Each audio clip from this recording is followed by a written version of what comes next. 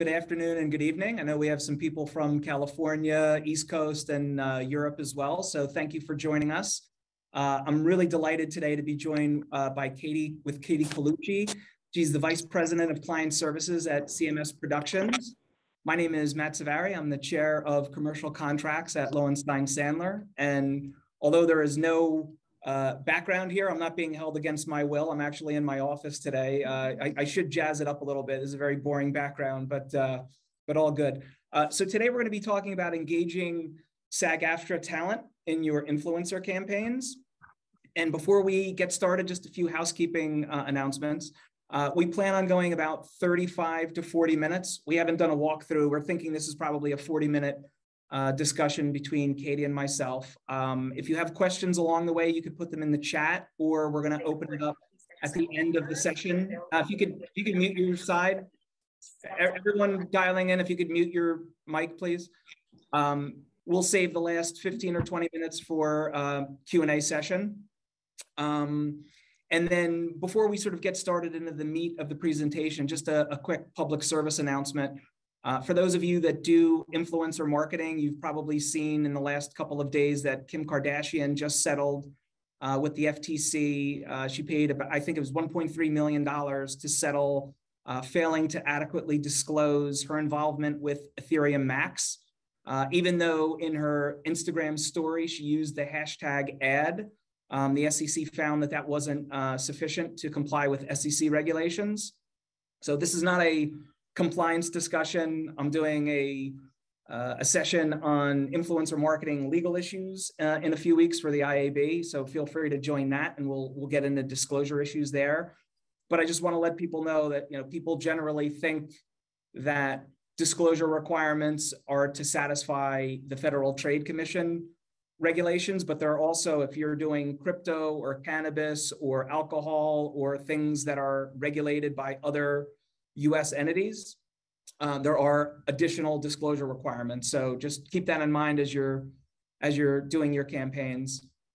So by way of background, I represent a number of different brands. I'm very encouraged to see some of the brands on the webinar today. Usually brands in connection with influencer marketing. We also represent some social media agencies. I also do represent some influencers. And we often get asked questions regarding, if you're engaging an influencer and he or she is, a mom and she's a micro influencer and she's got, 5,000 followers, that's sort of one deal. But what happens if you're engaging someone who is a member of SAG-AFTRA? How do you do it? What are the things that you need to comply with? Who do you reach out to if you have questions? So I did a presentation a couple of weeks ago with members of SAG-AFTRA to go over some of the issues. And today I want to sort of round that out by bringing in Catie from CMS. And I'll let Catie describe what CMS is and does, because they do things other than what we're going to discuss today. But I've worked with Catie and her team on a number of different engagements, generally for our brand clients who are not SAG signatories. We'll get into what that means, but they want to engage SAG talent. And one of the ways that you can engage SAG talent for a film or for your influencer campaign or your regular commercial, whatever it is to use a third-party SAG signatory, which is one of the things that CMS does. So Catie, you want to maybe give us a little bit more on what CMS is before we get into the presentation? Sure. So CMS Productions is obviously a SAG-AFTRA signatory. We are signed to the commercial contract, the corporate educational contract, which we refer to as the industrial contract, and then the interactive media agreement.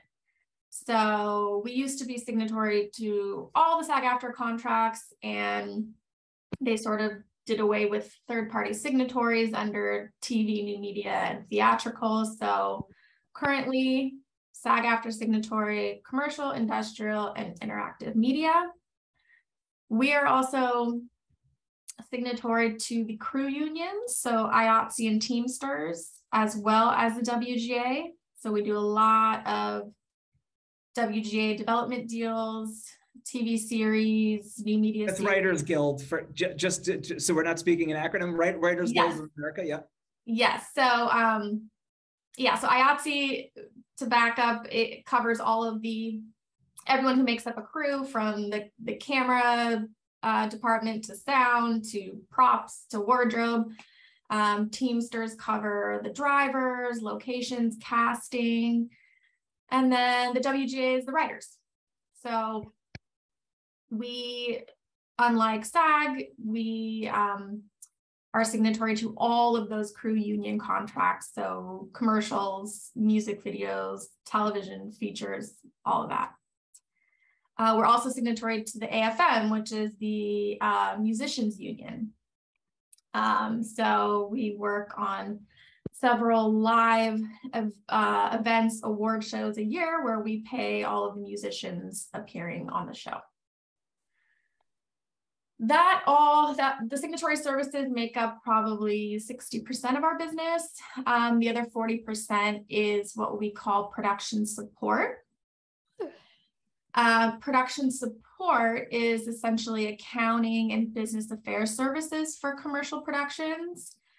So our clients are independent producers, brands, large and small agencies who don't have the ability to accommodate fast-paced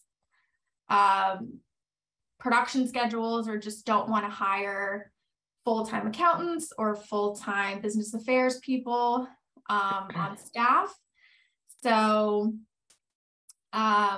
we manage cash flow, we can provide insurance, banking services like petty cash and credit cards.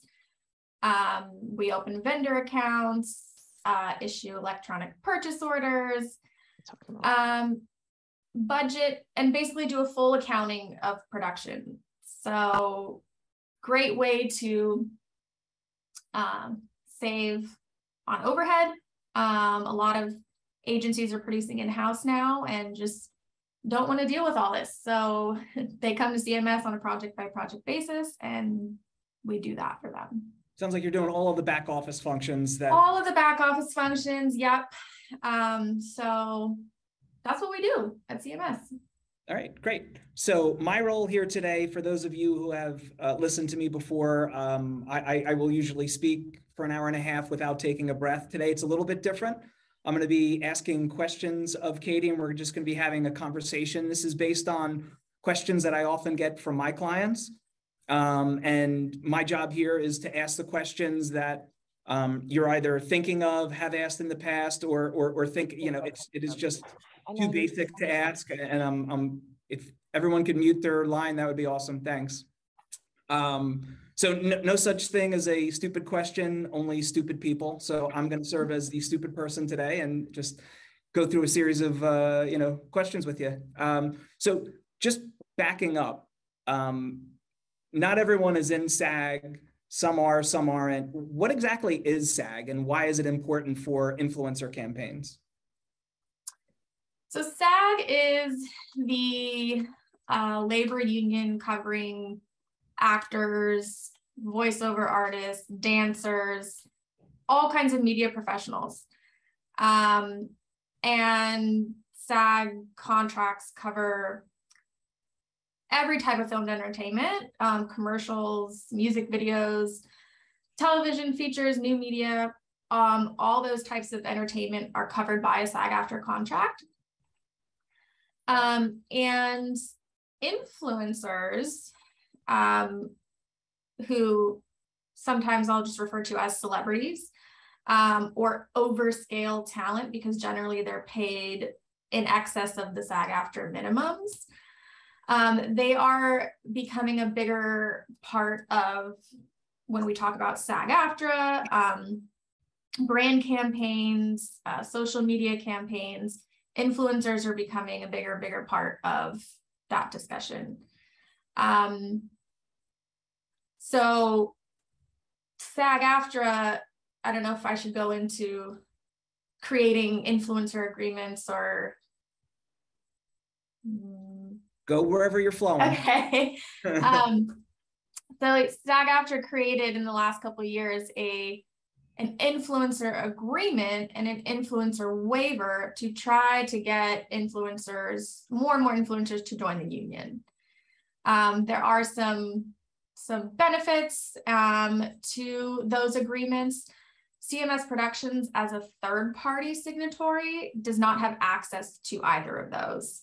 So either under the influencer waiver, the signatory has to be the advertiser or the agency.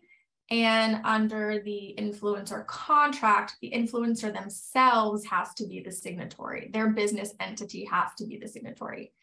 So, and we'll unpack that a little bit more when we go through, because there are various ways to engage SAG talent, and we'll go through each of them for those of you taking notes at home.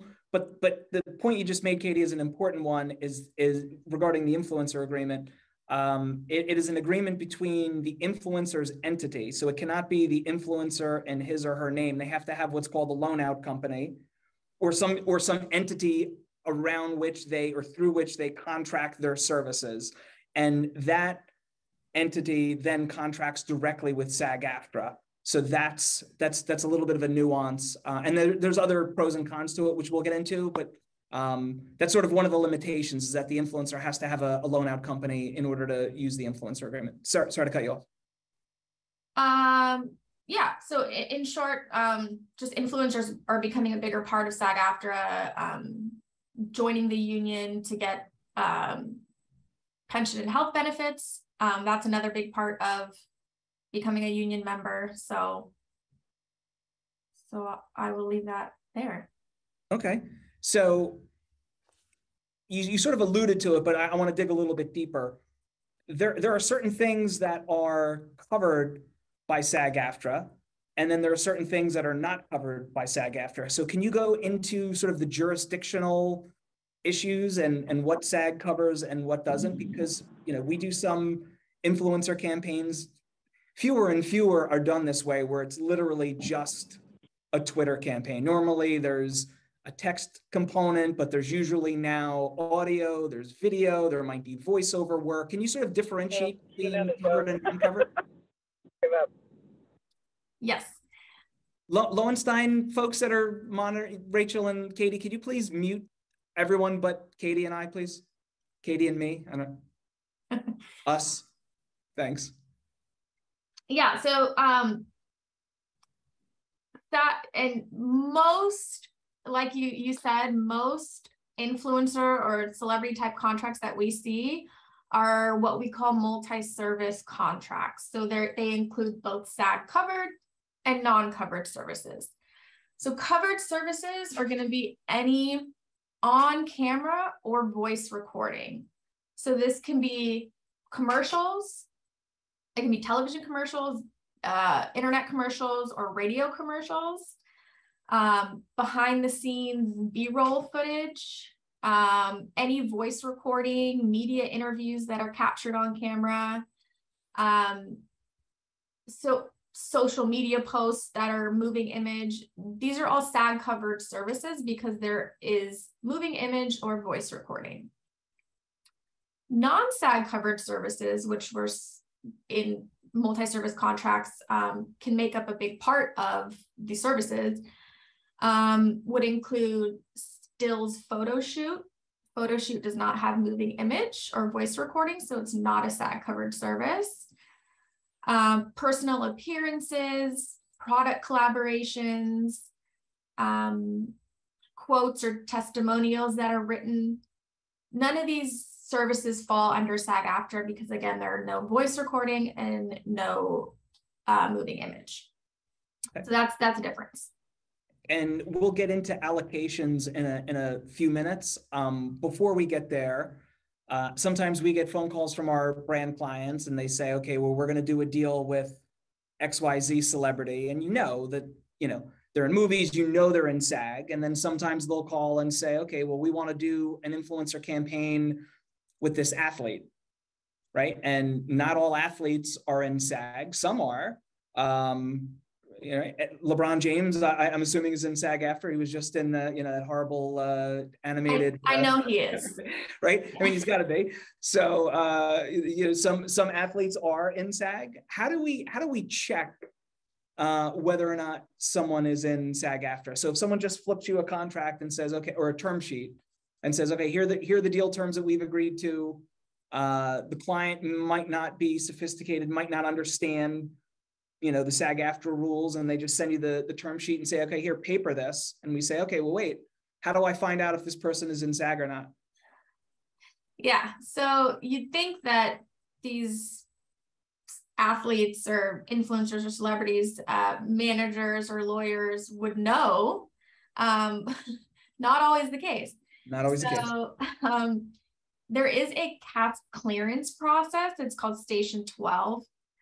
And in order to clear talent to know that they are members in good standing or not members in good standing, maybe they owe dues, maybe they're a must join, they have to join the union because they've done so much work but haven't officially joined. We submit a report to SAG with the performer's name and social security number. So it's the only way that we can check. We can't just call up SAG and say, hey, is LeBron James a SAG-AFTRA member? They will not tell us. So I asked that question with them and they gave the same answer. So we have to have their name, social security number, or their SAG-AFTRA ID. So if they have a SAG-AFTRA ID, chances are they're a member of SAG. They may not be in good standing. They may owe dues, but at least that's a good start if they have a SAG-AFTRA ID. So that's how we check to see if they're members. We always ask, and sometimes you get the correct answer. Sometimes you'd be shocked. I mean, you wouldn't be shocked. You do so many of these. People in the audience might be shocked. I was shocked. Yeah. So there are occasions where SAG-AFTRA may have jurisdiction, even though the talent is not in SAG-AFTRA. Can you speak to that, where you might need to get involved in a SAG-AFTRA contract, even though the talent is not in SAG-AFTRA? Yeah, so there's a couple ways that this happens. If there's a SAG commercial campaign or in any SAG project, if there's one SAG actor, all performers or talent appearing on camera have to be SAG or paid as SAG. So there is a process, it's called Taft-Hartley. So when you have one SAG actor and 5 non-SAG actors, maybe they're influencers, they have to be Taft-Hartley, which is essentially sending SAG a report to let them know that non-union performers are working on a SAG job. Once influencers are Taft-Hartley'd, they're able to join the union if they want. They can call up the membership department and go through that process. But that's one way, is if one SAG actor, all need to be SAG. So that's one way. Another way is if an influencer is working for a signatory advertiser or a signatory agency, they cannot hire non-union performers. They have to hire union performers. Same thing with CMS Productions as a third-party signatory. We can only hire SAG-AFTRA talent. So they would still need to be Taft-Hartley, but they would have to be treated as if they were SAG, have to be paid at least the SAG minimums, have the pension and health paid. They're treated as if they're a SAG member, even though they're not. So those are the two biggest ways that non-SAG influencers would have to be paid as SAG. Very helpful. So I do copyright law and other intellectual property things, and there's this misconception out there that for fair use is something that is widely misunderstood. I'm only using a little piece of something and it's available on the internet, that therefore it's fair and I could use it without paying and without clearing those rights. And I think another area where there's a lot of misconceptions is all of these exceptions that people think exist for engaging union talent and not necessarily doing it the proper way. For example, I'm doing an influencer campaign, and yeah, they're doing a TikTok video, but it's only 30 seconds, right? Or the performer is only, it's a 30-second video, but the union talent is only on for a few seconds. It's a sort of a de minimis, or, the campaign is very short, or people have these thoughts that there are all these sorts of exceptions to the rule. And can you sort of go through and sort of disabuse people of these misconceptions? Yeah.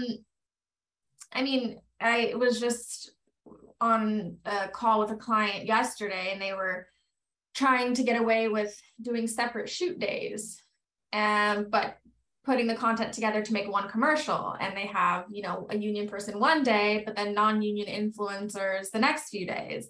And they wanted to not cover the non-union influencers. But if they're being combined into one commercial spot, they all have to be SAG covered. So, as a signatory, we don't want to take that risk where we say, oh yeah, it's fine. Just, hopefully it won't become an issue. They have to be, because they're part of the same campaign, have to be SAG covered. It's an issue that comes up too with some influencer deals have included in their contract have their husbands or wives or their kids or other family members are going to be part of this influencer brand campaign. Those people have to be covered as well. They're appearing on camera. Even though they're not members of the union, they have to be covered under a SAG contract. But they're not speaking, so they don't have to be covered, right? But they're appearing on camera. So you see their face. Yeah. They don't have to be speaking. They're still SAG covered. Got it. And when they're Taft-Hartley'd, what kind of compensation are there minimum payments that you need to make to these folks that are being Taft-Hartley'd? Yep. So it gets a little complicated. The commercial contract is very complicated when it comes to the scale minimums that have to be paid. There's always a session fee, which is the minimum day rate for performers. And then there are residuals. So there are usage fees that have to be paid, which are based on a media buy. So depending on how many pieces of content are being created, where they're being distributed, on what platforms, for how long, those all matter. And there are set rates for all of that. So step one in our process is always review the talent agreement, review the services, the term, the usage, and the compensation, so that we can make sure that the influencers are being paid at least the minimums. And those minimums are what we would also have to pay to anyone else appearing. So any family members appearing would have to be paid at least those minimum rates. Gotcha. Okay. And there's no cost to Taft-Hartley. There is only a fine if the union does not agree with the reasoning for Taft-Hartley, because you're supposed to have a good reason as to why you're hiring non-union performers over qualified SAG actors. So obviously, if your children are a part of this brand campaign, that's a good reason for hire. They're your children. You can't replace them with qualified SAG actors. Right. We talked about it a little bit earlier when you mentioned the influencer agreement.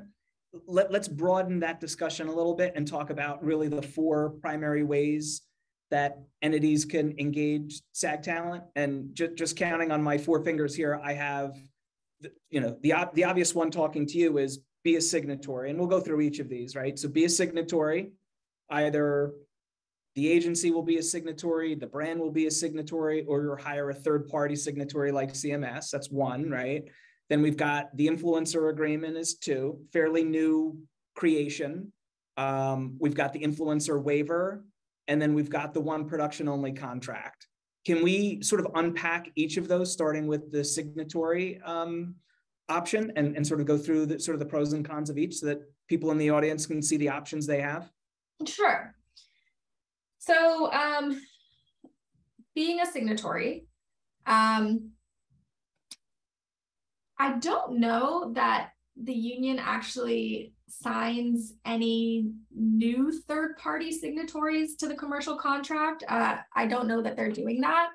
But brands or agencies who want to become a signatory, the benefits there are that they're going to become very knowledgeable and understand the ins and outs of the union contracts and can work with high profile talent. So most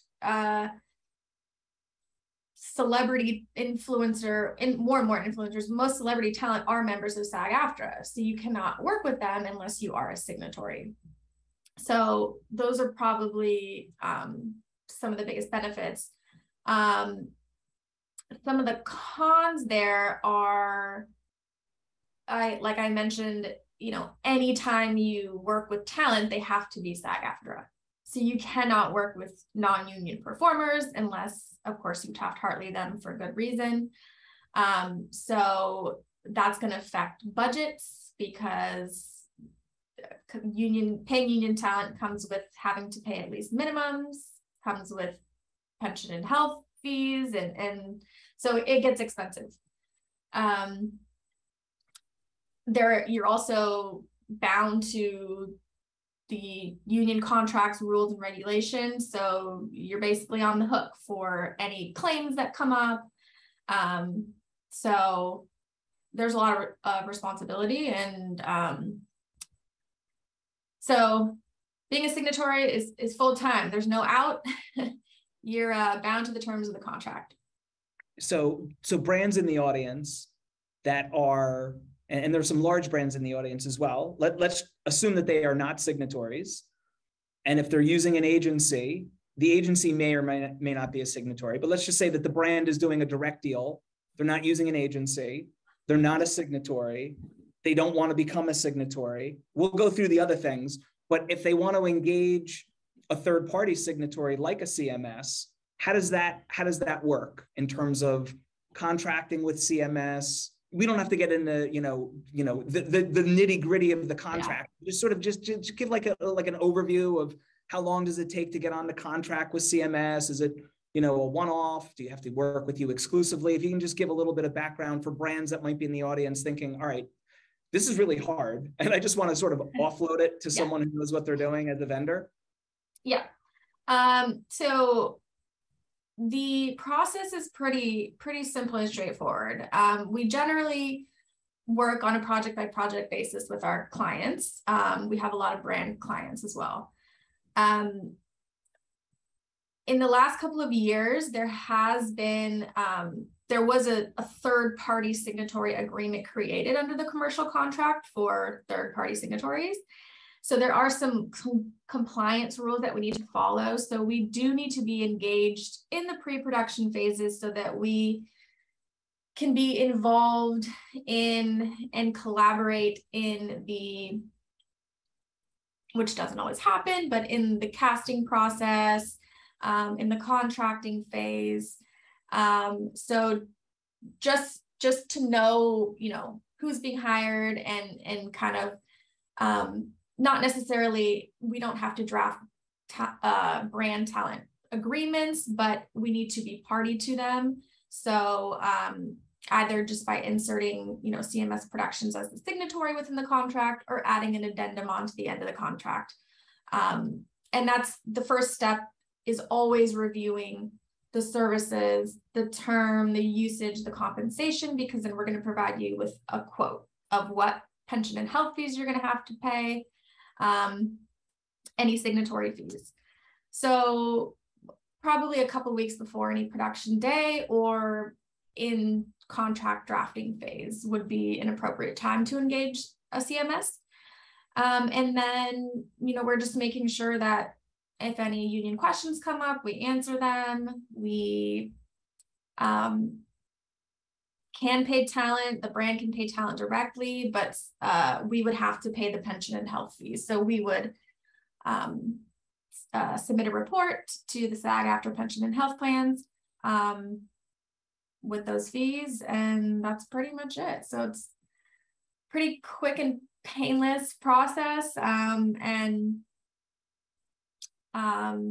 that allows you to focus more on creative or other areas of production that may be important to a brand.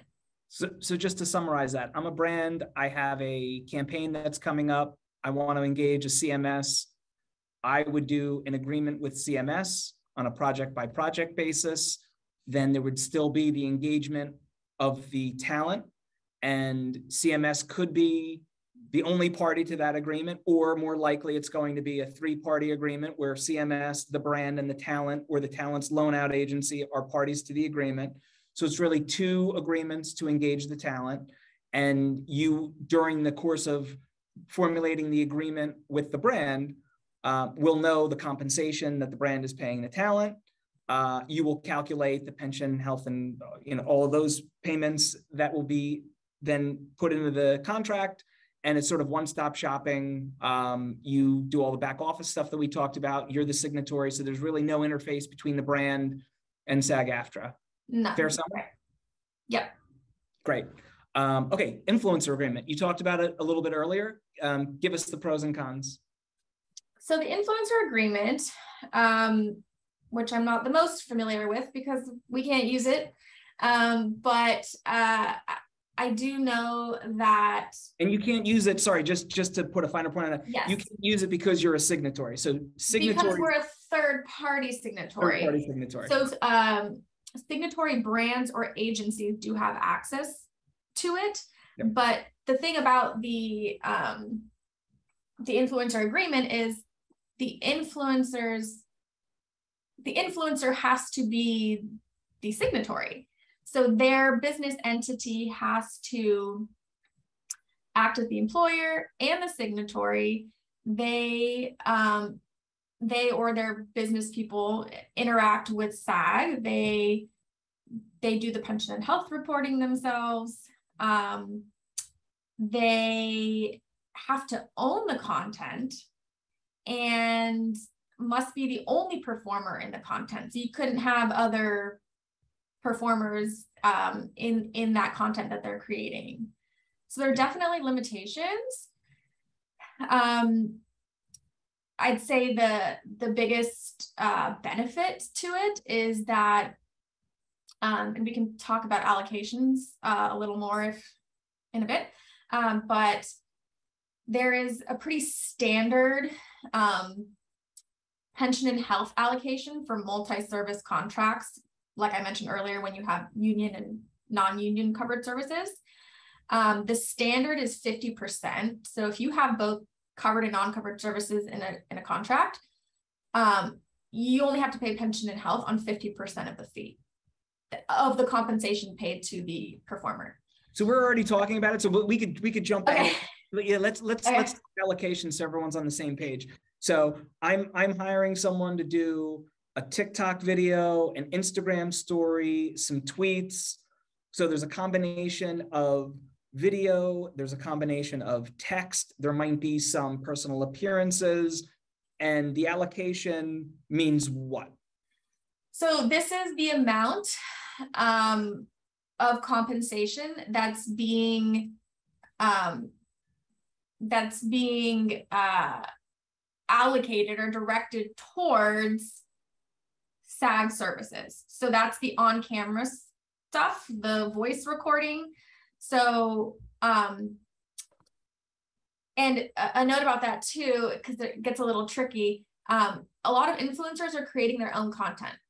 So if they are creating content and posting it on their social channels, that qualifies for multi-service because they are producing, they are doing all of the work and then posting.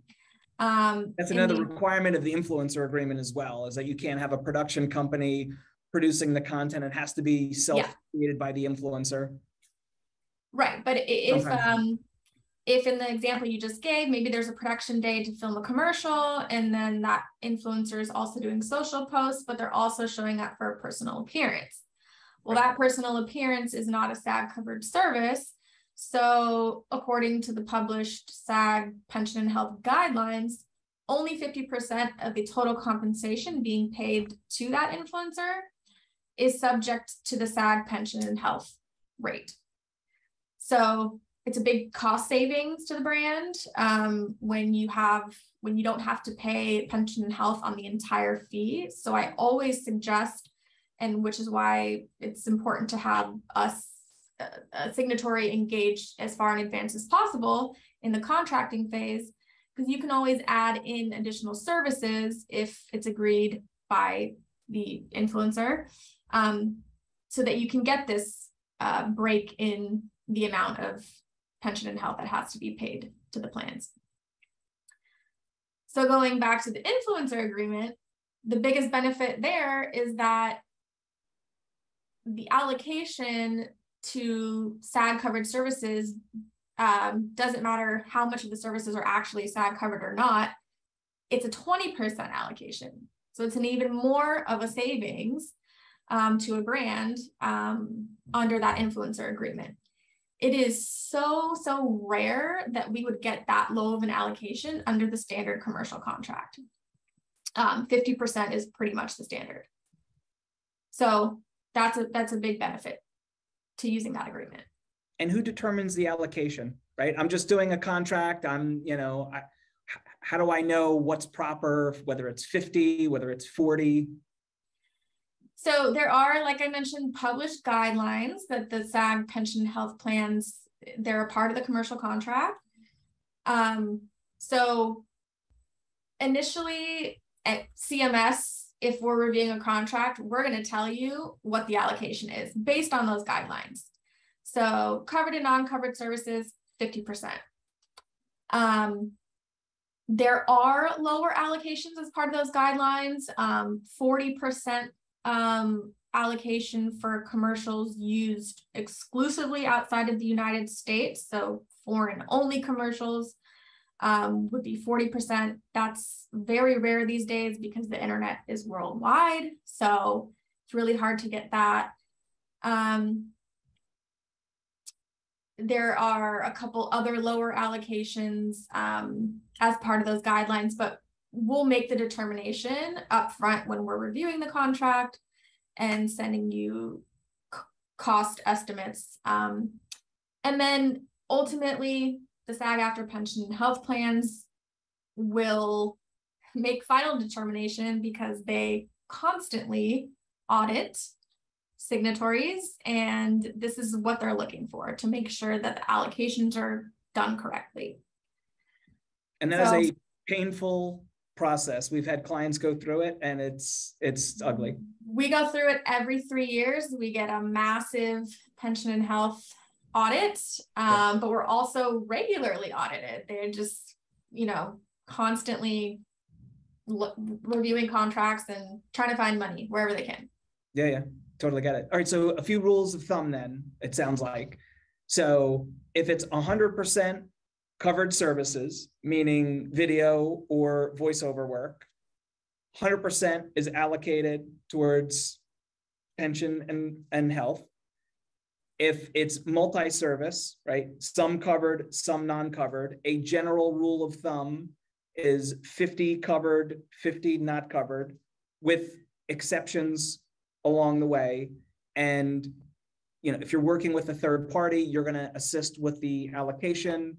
And there are guidelines that will, if the brands decide to sort of go it on their own, there are guidelines that give them sort of the parameters within which they need to work. Fair summary? That's it. All right, cool. I'm just looking at the time. We've got about anywhere between 4 and 9 minutes before I want to start taking questions. So let's move over to briefly the influencer waiver and the one production only contract. We can talk about those briefly. Sure. So influencer waiver, biggest benefit there is the same as the agreement where you get the 20% allocation. The waiver does not have to be signed and handled directly by the influencer or their company, but it's only available to signatory agencies and advertisers. So a third-party signatory like CMS would not have access to that. Another drawback is that the influencer's contract cannot include services covered under another contract, meaning they could not have a multi-service contract where they're performing, you know, creating content and posting it as an influencer, but also showing up for a production day to film a commercial to be broadcast on television. So it would strictly have to be influencer, you know, self-captured type content. They couldn't also be shooting a music video for the brand or doing creating another piece of content under that contract. And then also under the waiver, there's a maximum period of use of 1 year. Under the standard commercial contract, it's 21 months is the maximum period of use. So it's a lesser time frame to be able to use the content, which is a slight drawback. Without paying additional money. Yeah, you can always negotiate to extend usage, but that's the cutoff for the maximum period of use. Yep. Under the waiver. And then one production only? Yeah, one production only. So this, I don't know. I assume any company. I know I've talked to producers who've signed their production companies to one production only contracts, brands, probably agencies.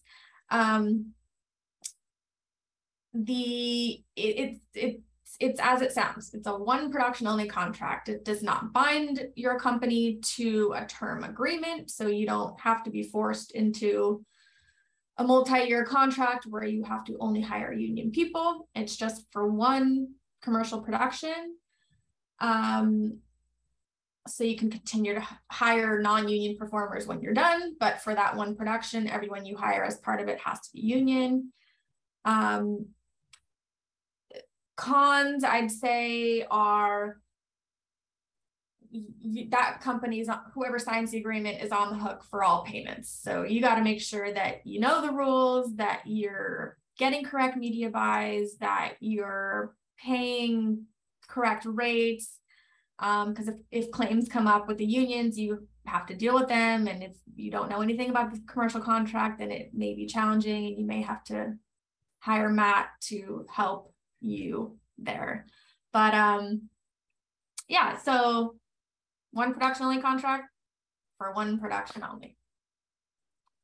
Great. All right, before we take questions, that's something that I've seen over the last year or two. A lot of our smaller clients, smaller brands, are starting to do more equity deals with influencers, and oftentimes it's part of a larger campaign, an endorsement, or a those types of larger personal appearance brand ambassador agreements. But there is a trend that even for smaller influencer campaigns, that SAG-AFTRA talent are getting equity. So in terms of, and I don't know how extensively you've seen these deals, but I've seen quite a few of them. In terms of the allocation that we talked about, what happens if I'm granted, let's just say, 1% of the common stock of a company and 100% is covered services? How do I and what do I apply the percentage for the pension and welfare on that 1%? How do I know what number I'm using? Yeah, so equity, because it's guaranteed compensation, is subject to SAG pension and health. Unlike a royalty deal where it's not guaranteed that there's going to be a certain amount of money going to the performer, equity is subject to SAG.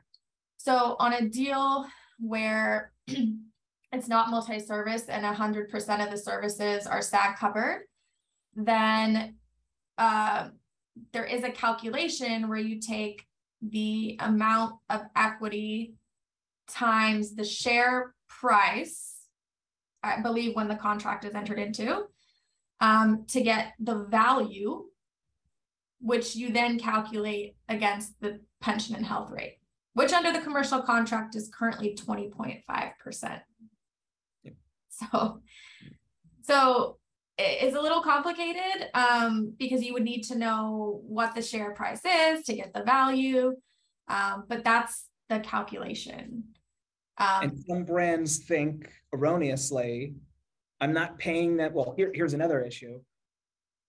Can a brand do a deal that is 100% equity, or how does that work with scale? Yes. Yeah. So there doesn't need to be a separate dollar amount that's paid outside of a straight equity deal, but it doesn't change the amount of, or lessen the amount of pension and health that's due. It's still, there's still a value that's assigned to that equity, and it is subject to pension and health. So that's important, because a lot of people don't know that and think that it's not guaranteed compensation, but it is. Yeah, I only pay on cash that's going out the door as opposed to equity, or maybe there might be a vesting schedule. If the influencer breaches the agreement and the equity isn't vested, do I still have to pay the pension on that? So there are some nuances to that. Okay, interesting discussion. Anything else that you can add on sort of the equity piece? I think it's important to understand, because some people have the misconception that you have to pay, when you pay scale, it has to be in cash, and that you can't cover scale through an equity grant, but you can. And I think a lot of people don't really appreciate that either. Yeah, I don't think there's much more to say other than that it's a pensionable amount. So SAG considers equity guaranteed compensation, and guaranteed compensation is pensionable. So again, this is, if you're working with the CMS, we're going to review a contract where you outline compensation, and there may be stock options or equity that are part of the agreement, and we're going to review that and tell you exactly what it's going to cost as far as pension and health goes. Great. All right, we're at 1:50 now, so let's open it up for questions. You can, if you want to ask a question, you can unmute and just ask away. You can put it in the chat if you're interested. If there are no questions, we can continue on for another few minutes, but I do want to open it up for the audience to ask away. Bueller, anybody? And I'm also happy to take questions after, if anyone wants to email or give me a call. So yeah, and same here. Feel free to reach out. We can put our info in the chat. The info for my IAB, a little shameless promotion here, but the information for signing up for my IAB presentation is in the chat. So I'll stop talking for a minute.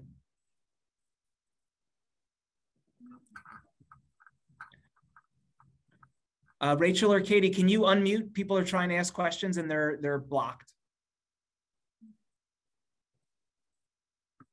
Hi, y'all. I have a quick question. My name is Rachel Wagner over at Paramount. We're beginning to do more and more smaller, like micro influencer deals where content is being self-captured by the influencer, posted on their own social handles, etc.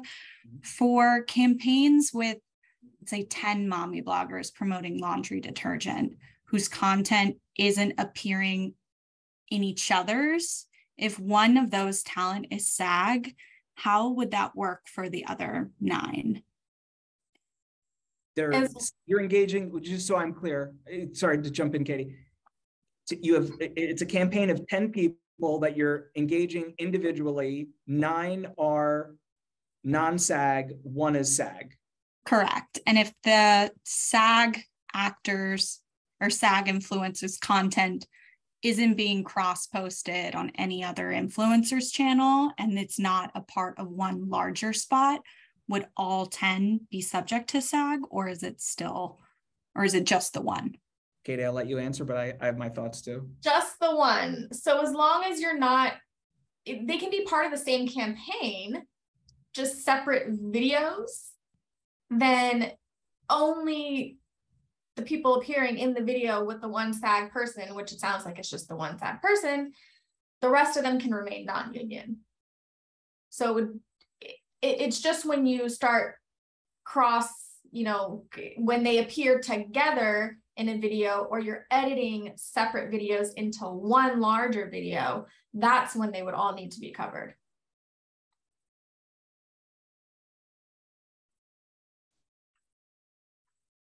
You're welcome. If you don't have the chat open, she said, great, thank you. So thanks for the question, Rachel. Anybody else? Don't be shy. Okay. Well, we'll let you gear up if you have any more questions. While we have a few more minutes, Catie, you've already offered up, for people to reach. Hi.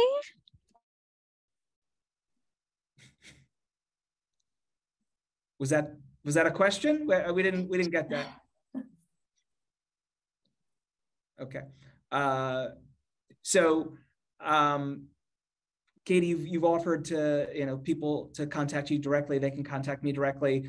To the extent there are any signatories in the audience, you could always call SAG directly. Even if you're not a signatory, if you have questions, SAG-AFTRA, they do follow and answer questions that are posed to them. So certainly those are some avenues that you have as well. Oh, here we go, another one. Hi there, can you please share the website to look up if someone is part of SAG? I think you mentioned Station 12. Yeah, it's not a website. So it's a form that has to be completed with the performer's information that we submit to the Station 12 cast clearance department. So unfortunately, there's not a website where you can just put that information and get it back. And usually the Station 12 forms are assigned to a project. So if something's upcoming, they're going to want to know more information about what it is you're clearing the talent for. So if you do have a project, coming up and you want to maybe hire a certain influencer, but you're not sure if they're SAG or not, and you're going to engage CMS as your signatory, then we can do the Station 12 process for you. Yeah, unfortunately, there is no database that anyone offers, including SAG, which is a little bit of a drawback. I guess that sort of brings up another point that I have, and it was a question that, if I'm a brand and I'm not a signatory, but SAG-AFTRA talent, we want to engage SAG-AFTRA talent, and they don't tell us that they're SAG-AFTRA, or, it sometimes happens that the talent says, let's sort of do this under the radar. Do you see any risks to the brand? Because again, SAG-AFTRA doesn't have jurisdiction over a brand that's not a signatory. Can you maybe speak to that for a second? So your question is there a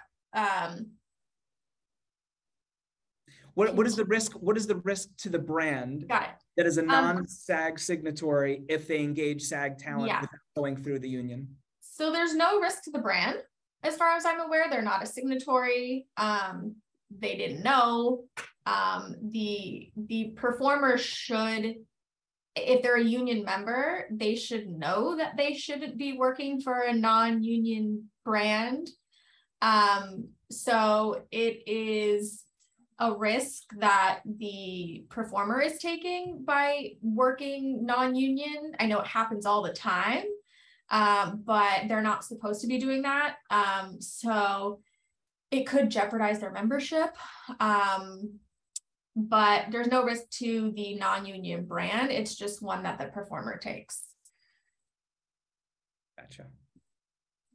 Richard, thank you for posting that. Richard posted the link to the form in the chat.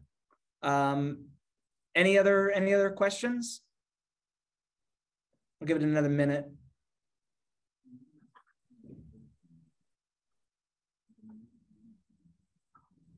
Okay, we're about out of time. I just wanted to thank you, Catie. Very, very helpful. And it's been good working with you in CMS. So for the brands in the audience, to the extent you're looking to hire or engage third-party signatory, CMS is really great. As I said, I've worked with them with a number of clients who have all been very happy.